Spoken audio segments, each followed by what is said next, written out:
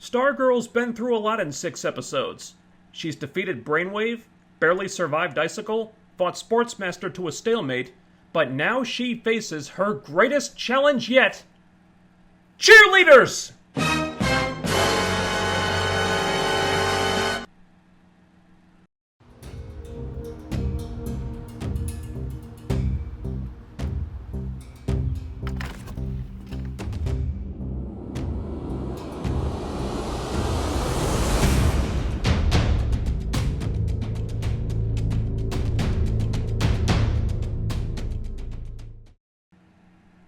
Alright, let's go. Stargirl Episode 7. Are they listening to the feedback? I feel like they're listening to the feedback. I don't know how long ago they filmed all this. I'm assuming they had the whole season in the can before the pandemic happened, but it really does feel like somebody talked to them because I'm getting a sense of a course correction going on here. Maybe not a huge course correction just yet, but I do like the direction we're heading in. The episode begins with a montage of all the new JSA members starting their day. Courtney talks to the cosmic staff like it's her dog. Ironically, she treats the staff better than she treats their actual dog. Rick carves the Hourman insignia into his punching tree. Yolanda punches a bag and then hugs the Wildcat helmet like it's her baby. And Beth sings karaoke with AI Chuck because a pair of goggles are her best friend in the world. One guess which of these was the most annoying. Mike comes home from his paper route, so that subplot is still a thing. Yay. He hears part of Pat and Courtney's conversation about training, which they hastily explain away as him teaching her how to drive. Barbara wishes Pat had talked to her about this, and they don't make a big thing of it, but it looks like there's a seed being planted here about Barbara thinking Pat is keeping secrets or doesn't trust her. Cut to Brainwave's room at the hospital, where asshole chick number 1, who finally gets a name, Cindy, walks in on Henry staring intently at his comatose father because he feels like he can will his dad to wake up somehow, and that could very well be one of the powers he's starting to manifest, so we'll forgive the cheesy line. She wants to help him plan for homecoming, but he doesn't care about homecoming, what with his dad being in a coma. Then he asks if she wants to stay for a while, and she does, but she's really impatient to get out of there. Meanwhile, I'm wondering, don't these kids have school today? The next time we see them, they're at school, so maybe they visited the hospital insanely early in the morning? Hats off to them. I had to drag myself out of bed to make it to school on time at that age. So the JSA kids are doing the prototypical badass slow-mo group walk through the school hallway when Cindy bumps into them and acts like a bitch. Our heroes then wonder why Cindy always acts like a bitch. Beth points out that she was a lot nicer in grade school until her mom died, her dad remarried a couple times, and she turned into a bitch overnight. But that's enough exposition, because only 6 more hours and then it's JSA time! Eeeeee! Beth says this, out loud, in a hallway full of people. I still don't know why they're letting Beth be a part of this, I really don't. They let her in the first place because she found out their secret, but I don't know why they can't just take the goggles back and scare her into being quiet or something. I mean, if Beth has this much trouble keeping a secret when she's in the JSA, then maybe don't let her be in the JSA. Maybe stop showing her your secret stuff. Maybe keep her off the team for her own good. I'm trying to be nice about this because I think the character is meant to be on the spectrum, but she's just really annoying. I wonder if this is how I come off to other people. Nah, I'm sure I'm fine. Pretty sure. Mostly. Cut to Barbara's job, where Icicle tells her about a factory that just went up for sale, and he wants her to secure it for them. And she thanks Icicle for thinking of her, clearly grateful that he trusts her to do this. So more seeds being planted. I hope the writers don't go as far as these two having an affair, but that thought is creeping its way into my head. Back at school, asshole chick number 2, whose name is Jenny, is really happy about having a date to homecoming and wants to double date with Cindy and Henry, but Cindy couldn't be less interested. Now that Henry doesn't want to go to homecoming, she's realized that the whole thing is going to be ground zero for losers and wouldn't be caught dead in that place. And it's funny how quickly Jenny snaps back at this. Just like that, she announces that she needs a break from Cindy because Cindy is just such a bitch. Then Cindy bumps into the weirdo janitor mopping the floor and gets her shoes wet. This morning is not going her way at all. The janitor tries to cheer her up with some words of wisdom. There is no book so bad that it has not something good in it.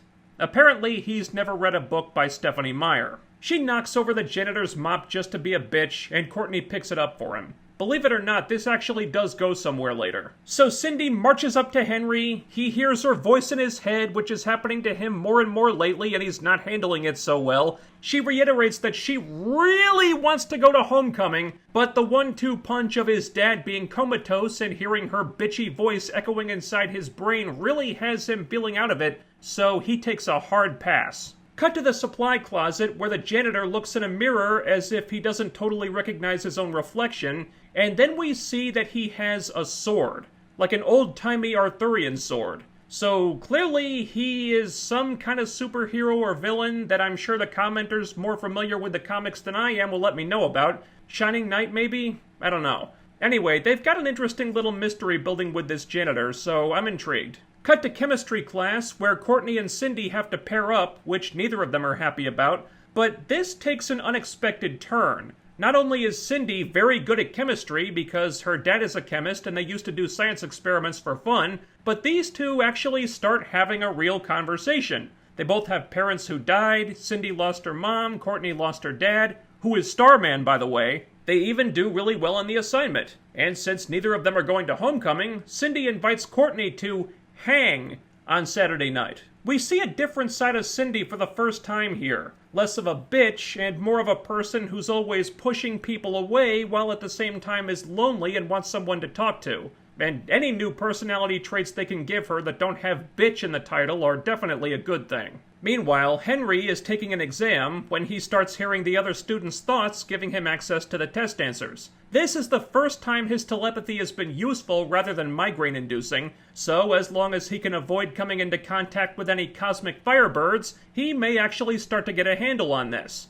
Yes, I know that's a Marvel reference. Sue me. Cindy comes home after school, bosses around her stepmom, who is completely terrified of her, and also seems to live in perpetual fear of Cindy's dad. Oh yeah, nothing uncomfortable about this at all. Then Cindy goes into the basement to see her dad. She's not allowed down there, but the stepmom sure as hell isn't gonna stop her. And what do we find down there but Grundy's cell? So Cindy is the daughter of an ISA member, which certainly explains a few things about this character, but the revelation of which one her father is probably raises more questions than it answers. And then, at long last, we cut to the JSA kids arriving at Pat's garage for training. So they won't get themselves killed doing superhero stuff. What a novel concept. Maybe the writers really are listening. Pat's saying all the right things here. He wants to go over exactly what the kids can do and what the villains can do since the kids are dead set on taking these guys on. He also wants them to understand the dangers of what they're doing and learn how to work as a team since not doing that is what got them in trouble last time. Yes, thank you. These are all very smart things these characters absolutely need to learn. So naturally, Courtney doesn't waste 1 second in shitting all over it. Pat's built a bunch of crude mock-ups of all the ISA members. He starts explaining who each member is and what they can do, just basic general information that all the kids should have, and he stresses the importance of this because of the threat the ISA poses, especially if they've got Grundy on their side. But Courtney doesn't care about this at all. She has no patience for it and destroys all the mock-ups because she just wants to get out there and fight supervillains now, damn it! Because her doing that before never got anyone killed or anything. Wait, and this goes back to what I said in the last video. The fight with Sportsmaster and Tigress should have been what humbled Courtney, but it wasn't. She did way too well in that fight, way better than she should have. So instead of gaining some badly needed humility, she just gained a smidgen of appreciation for Pat, which lasted all of 1 week. And now it's gone with Courtney resetting back to 0 again. But here's where it looks like the writers might be learning something. Because Courtney is still Courtney, but the others aren't putting up with it now. The mock-ups were for the whole team to learn about their enemies. Courtney just put a stop to that, ending the training session before it could start, and now everyone is pissed off at her. And Beth even says to her, this was supposed to be for all of us, which actually gets an apology out of Courtney. Weird that out of everybody on the team, it's Beth, the one person Courtney didn't want on the team who can make her feel ashamed of herself.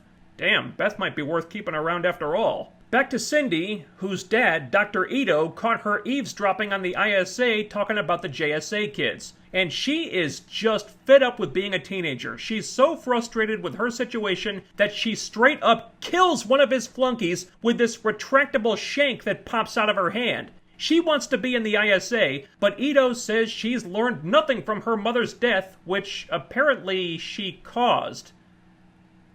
Okay, Cindy just got real interesting. Ito says he gave her powers to protect her, not to enhance her tantrums. And to prove that she's not having a tantrum, she goes to a supersuit hanging on the wall, picks up a staff that's like the cosmic staff except evil, and murders another flunky with it. Oddly enough, this does very little to convince him. So instead of letting Cindy join his secret club, Ito wants her to focus on Henry, who apparently she's only been dating so they can keep an eye on him in case he inherits his dad's powers. And if Brainwave doesn't wake up, they'll need Henry's telepathy for Ito's machine. But Cindy doesn't think Henry has any powers. She wants to dump him, thinks the whole thing is stupid, and the kids of the other ISA members don't know who their parents are. They're all being kept in the dark. But if they weren't, at least she'd have someone to talk to about all this. But Ito couldn't care less if she's unhappy, won't tell her anything about the Stargirl, and just dismisses her as not being ready. And this is intercut with Pat telling Courtney that she's not ready.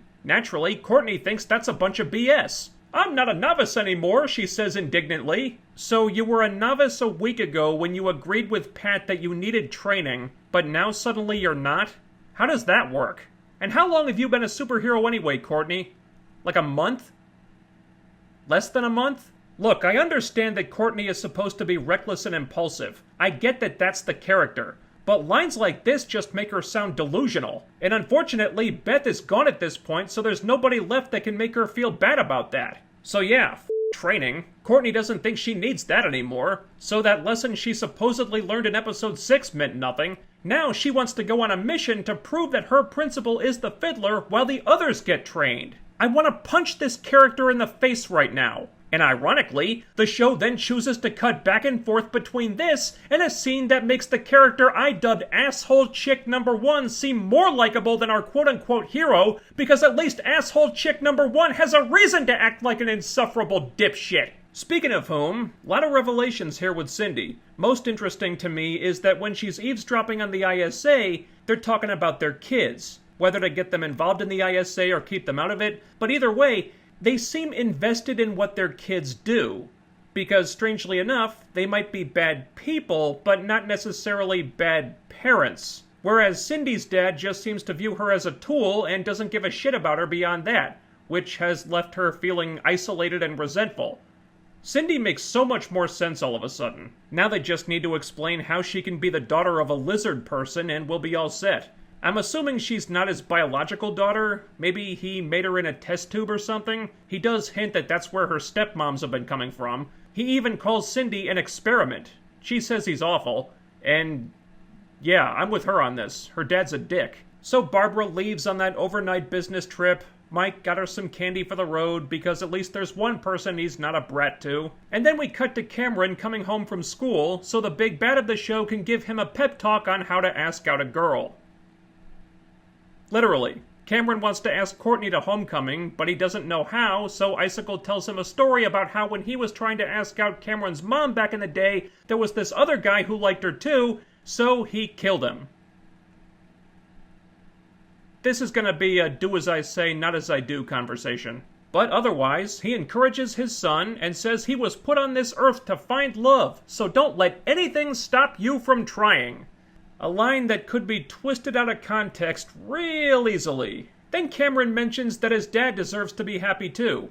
Icicle says he is happy, but that's obviously a lie. Now that we're starting to see more of the villains, I honestly really like this twist of them all seeming like genuinely good parents. With the exception of Ito, the bad guys all seem to love their kids and want what they think is best for them to the point of maintaining civilian identities to keep the kids in the dark about their villainous activities. Which you wouldn't really expect from people like these. It's an odd little character twist I find weirdly fascinating. Cut to the homecoming football game. Pat brought Courtney and Mike to watch the game, but Courtney just wants to watch the principal. Pat tells Courtney to leave her alone, but hope you're sitting down for this one. Courtney doesn't listen to him.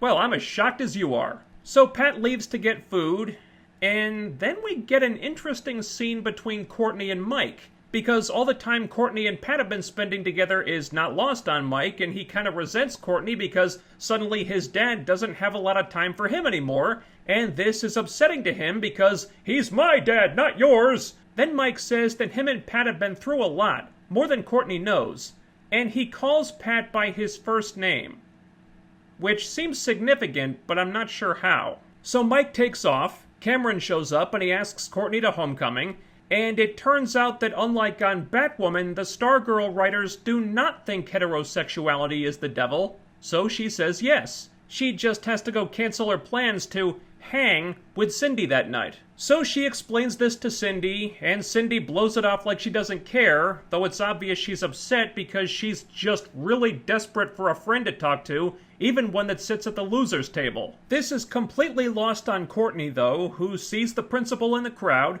follows her into the school, and watches her open up a secret door in her office. So Courtney suits up, and the cosmic staff just seems to magically sense that she needed it because it conveniently shows up right when the script says it has to, and the staff even knows how to open the secret door, so makes it easy. Meanwhile, Pat runs into Crusher in the snack line, and Crusher tells him that he should just get water instead because he's got to stay on the program if he wants to get jacked. And stuff like this, in addition to the stuff with their kids, really helps flesh these villains out. I like this business of them genuinely caring about things in their personal lives, like it's not just a cover for them. Each of them have lives that they've built here that they don't want to screw up. Pat goes to Crusher's gym, and Crusher's serious about helping Pat eat healthier and get in shape.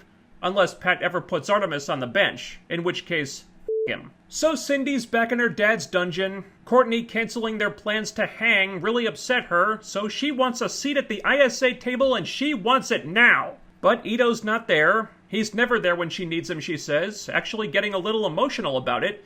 And then she sees Stargirl on the security camera. So, with nobody around to tell her not to do this, she puts on her supersuit, grabs her evil cosmic staff, and goes to shank a bitch. So Courtney has been traipsing through this secret passage for a while, which eventually takes her back into the school somehow, but she doesn't have time to figure out where she got turned around because Cindy sneak attacks her from behind. And Cindy has no mask, so her identity's blown, and I don't know why she can't recognize Courtney, but that turns out to not matter in the end anyway. So they fight, and despite Courtney still doing a lot of stuff that realistically she shouldn't be able to do, I gotta say, I enjoyed this sequence a lot more than I thought I would. It reminded me of Sky High. You ever see that flick? It's about this crazy high school where kids with powers go to learn how to be superheroes. Really fun movie. And this felt a lot like that, actually. There was a bit of a tonal shift away from what the previous fights were like, and it felt less serious and more like big, campy, silly fun with the evil supervillain cheerleader who's chewing lots of scenery and sneering up a storm. Very reminiscent of Sky High. This felt more like what I imagined a Stargirl show would be when I saw the trailers, and it was enjoyable in a way that the other fights in the show haven't been. It also helps a lot that it was, in my opinion, the most realistic fight the show has done yet, because for the first time, Courtney's not fighting adult supervillains or professional killers, she's fighting a girl her own age who just happens to have powers. So it's a lot more believable that they're on the same skill level here, as opposed to Courtney going to a stalemate against Sportsmaster, who Pat calls one of the best fighters in the world. That was bullshit. But this fight actually makes sense that it would be competitive, so I can buy into it in a way that I couldn't with the fight in the last episode. So yeah, this fight is pretty fun actually, helped in no small part by the way it ends. Courtney blasts Cindy in the face, and her face is totally destroyed, but then she heals instantly. She disarms Courtney, takes her down, Courtney's helpless, and Cindy's about to kill her when the janitor of all people takes Cindy out with his sword. So Courtney defied Pat again, went off on her own, got into another fight, and this fight she definitively lost, and she would have been dead for sure if help hadn't shown up. This is how the fight with Sportsmaster and Tigress should have ended. So, maybe this can be what humbles Courtney. Kudos to the writers, I like this a lot. So the staff flies off to find Pat, and somehow is able to get his attention without anyone seeing it despite there being people all over the place. It takes him to the unconscious Courtney, and Cindy wakes up just in time to make herself scarce, though she undoubtedly heard Pat call Courtney by her name, so the jig is up. Also, the janitor watches Pat from the shadows and calls him Stripesy, so he must be one of the old JSA members. Shining Knight, I guess, unless there's another one that fights with a sword. But anyway, that's where we end things. Okay, more positive signs this week. I said previously that the biggest problem with this show was Stargirl herself, and that hasn't changed. It is possible to write a character who is reckless and impulsive without that character being frustrating to watch, but when it comes to Courtney, these writers haven't figured that out yet. What's more, every time she experiences some kind of character growth, the writers walk back on it for some reason. Agreed she needed training last week, this week training is for novices, and I'm not a novice anymore, so f*** it. So yeah, Courtney is still pretty insufferable, but what helps is that the other characters aren't putting up with this anymore. More and more, Pat, and now her own team, are telling her to knock this shit off. So at least the writers seem to be aware of how frustrating Courtney can be, but whether they intend to do anything about that is anyone's guess. I couldn't say personally, seeing as how they're still taking Courtney's side a lot of the time. She was told not to pursue this principal is the fiddler thing, but then she did anyway and she was proven right. So some steps are being taken to improve Courtney's character, but it looks like it's gonna be a slow process. Thankfully, most of the others are a different story. In just one episode, the writers took a nothing character in Asshole Chick number 1 and made her really interesting. Sure, she's still a bitch, but she's what her father turned her into. We see enough of her here to understand that she probably could be a lot different if she just had a real friend or someone to talk to and be a positive influence on her, but she doesn't.